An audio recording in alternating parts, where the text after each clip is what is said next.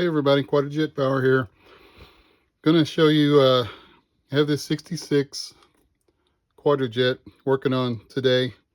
In case, so gonna show you how we're gonna use a clip.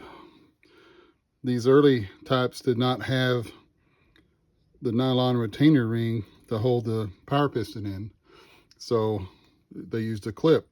They also had this brass piece that was around the center, and that was what it was originally designed to hold it in place.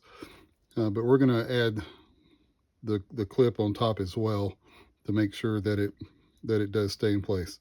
So I've got everything ready to go in.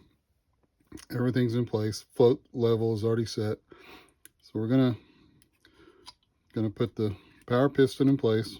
Make sure the rods go into the jets. Gonna make sure we got good movement.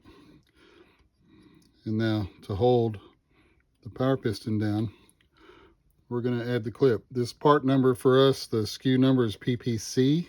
It's power piston clip, if you want to do a search on our website. So this goes on like that. It's got the little tabs that are on it that'll hold. We're going to make sure that it goes all the way down. And that's going to hold the power piston in place to go up and down and stop the movement from pulling the rods out of the jets. And that's all there is to using the power piston clip. And some of these, there'll be a little bit of trimming needed for the float cover.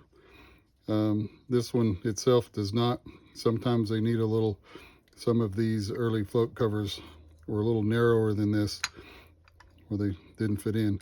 You'll also may notice that the float pin is going in from the driver's side or the throttle side on these. Some of these early ones had that.